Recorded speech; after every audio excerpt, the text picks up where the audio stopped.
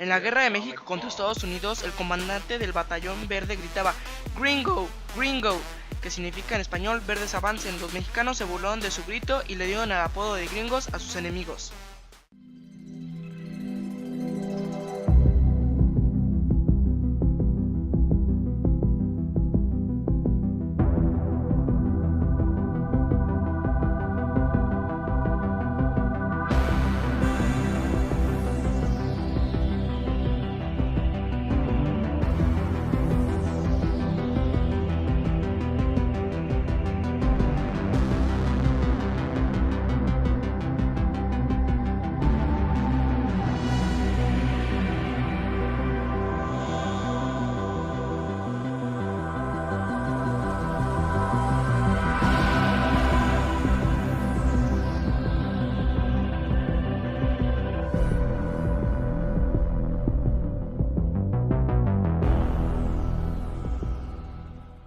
Empecemos. Primero les voy a explicar la historia del conflicto. La guerra inició entre México y Estados Unidos entre el año de 1846 y 1848.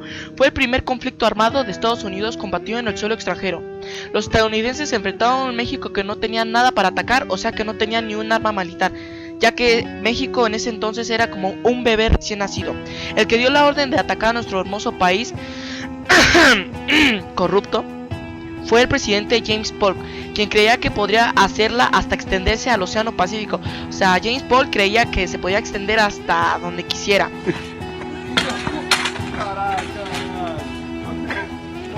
La batalla inició por el Río Grande. Cuando la guerra inició ya había perdido México un tercer parte de su territorio, incluyendo al actual, que serían California, Utah, Nevada, Arizona y New México. Ahora les voy a explicar el comienzo del conflicto.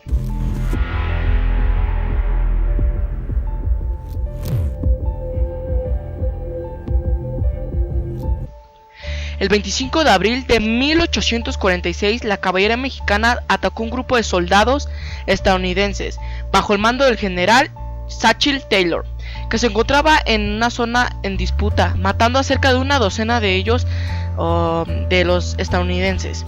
Luego atacaron una fortaleza en Estados Unidos que se encontraba a lo largo del Río Grande, en donde se habían ensamblado varios estadounidenses para proteger el Río Grande. Taylor pidió refuerzos con ayuda de rifle y artillería de superior capacidad. Fue capaz de derrotar a los mexicanos en batalla de Palo Alto y Resaca de Palma. Luego de estas batallas, Polk le dijo al Congreso de Estados Unidos a la Copa de la Independencia se había agotado incluso antes de que México pasara la frontera de los Estados Unidos. Invadieron nuestro territorio y derramaron la sangre americana en el suelo. 2 días más tarde, el 13 de mayo, el Congreso declaró la guerra a pesar de oposiciones de algunos legisladores del norte. Por parte de México nunca hubo una declaración oficial de la guerra. Estados Unidos avanza hacia México.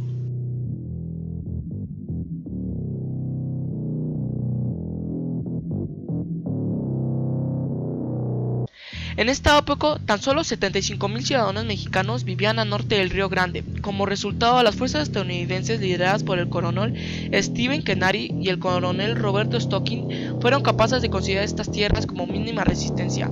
Taylor tuvo un poco de problemas para avanzar y se apoderó del Monterrey en septiembre de 1846.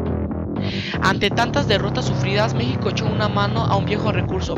El carismático hombre fuerte que había estado viviendo en el exilio de Cuba, el general Antonio López de Santa Anna. El militar convenció a Polk que si permitiera regresar a México, podría fin a la guerra en consideraciones favorables para Estados Unidos. Pero cuando llegó, traicionó a Polk al tomar el control del ejército mexicano. La decepción. La traición, amigo. Y liderar la guerra.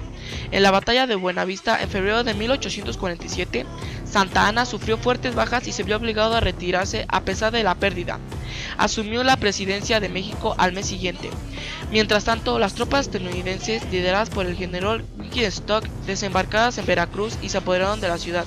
Luego comenzaron marchas hacia México, siguiendo la misma ruta que siguió Hernán Cortés cuando invadieron el Imperio Azteca.